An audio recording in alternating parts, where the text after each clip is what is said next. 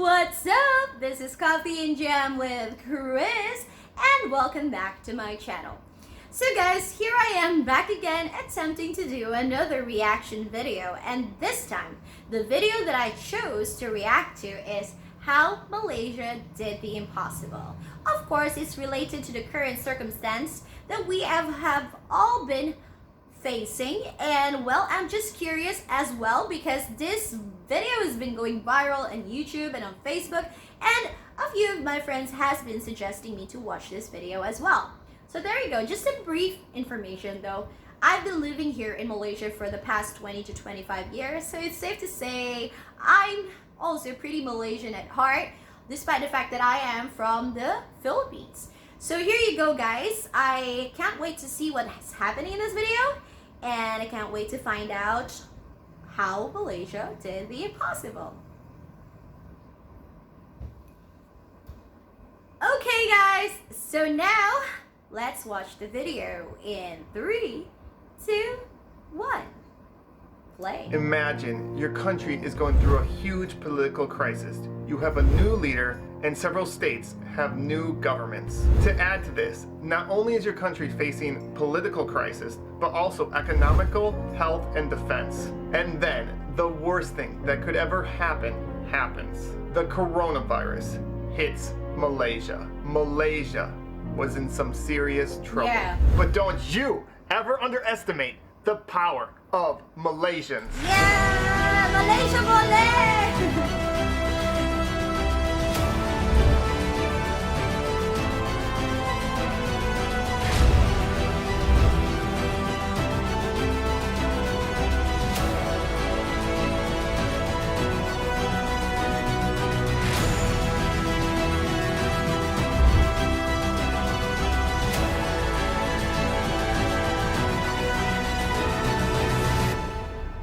Here are 15 ways that Malaysia did the impossible.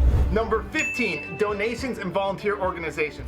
So many people volunteered and so many organizations helped out. For example, Emirat provided healthcare workers with food, AC units, and raised over 3 million ringgit for medical supplies. Wow. Wow. Number 14, top doctor. Dr. Noor Hussam Abdullah has been ranked one of the top doctors in the entire world at fighting the coronavirus. And not only does he present accurate facts, he's able to do it in a way that gathers support and also keeps people calm as he does it.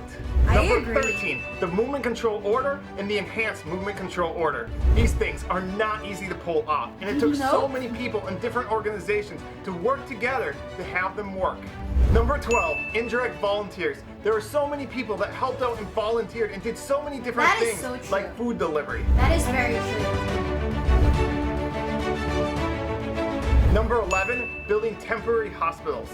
Malaysia was able to build temporary hospitals very efficiently and quickly. For example, the largest agro park in Asia was able to be built into a hospital in 3 days. Number 10, the Tublai cluster. The Tublai cluster complied with any order from MOH, and they never complained even though they had to wait long hours in the heat.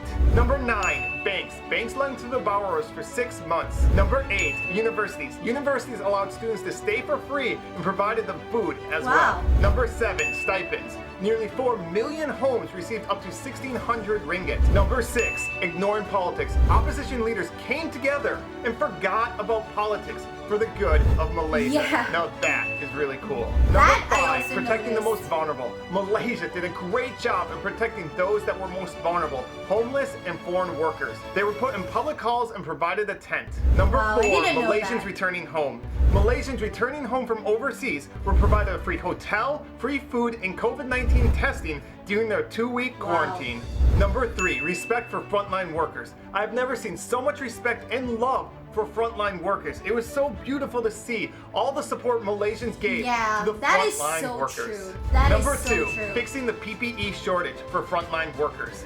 At the beginning of the crisis, there wasn't enough PPE for all the frontline workers, and so Malaysians took it onto themselves. For example, a fashion designer realized she had a skill set that could be very valuable, and so she took the initiative to organize an entire team to make PPE. Prisoners made PPE. College students made PPE. What's PPE? Even the Malaysians born with no arms didn't let that stop her from making PPE. I don't know what's PPE. And number one, most important, is teamwork. It didn't matter if you're a celebrity or an average person. It didn't matter your social status. It didn't matter your gender, your religion, your ethnicity. All Malaysians came together for the better of Malaysia. And that's how Malaysia was able to do the impossible, to go from a country that had 3 times more cases than any other country in Southeast Asia to now being one of the safest countries in the entire world. Yes.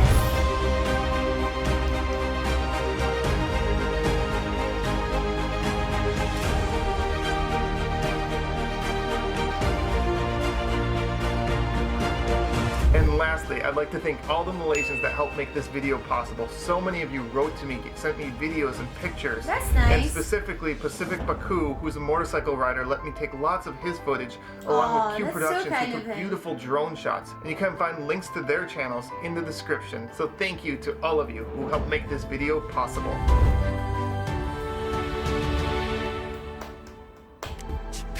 Wow. Wow. He really did an amazing vlog on this one. Well, I have to say, I really truly am proud of Malaysia.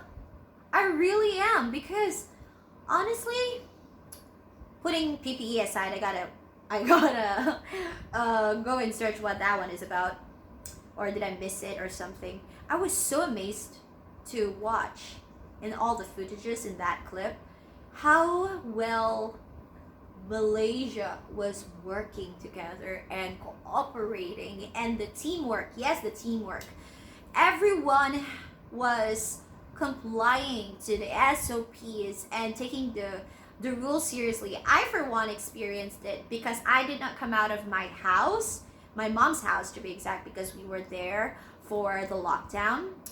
And I did not come out of my house for like 2 months. And also, of course, I had the fear to expose myself and all that. And all the information I could rely to was, of course, online from the, the poll app, and also the news, and of course, the updates from the current Prime Minister as well. But to see this perspective, to see all the wonderful points that goes together, of how Malaysia, the citizens of Malaysia, together with the citizens and the foreigners who are living here, the unity, I think, is super beautiful, and it really kept us all who is living here in Malaysia strong, right? Strong together to fight against this virus that was spreading. And I really have to say the Prime Minister really did so well in giving the order, and also the people showed that they are disciplined. They were so disciplined to stay home and all that. And I just have to say, Malaysia Boleh. And for like, this is just one of those examples of the true meaning of Satu Malaysia. So seeing how the frontliners, were working together. And also, wow, I'm so impressed at how they actually give free hotel rooms to people who were coming home from overseas, and also provide refuge for the homeless and for those who needed extra care. And the amount of, when they were passing that, the beauty of that, we're passing the goods to each other, probably to also distribute it to those who are in need. That just touches my heart. And I have to say, I have never seen Malaysia so united. And especially about the politics part, I don't remember any politics being announced during the MCO.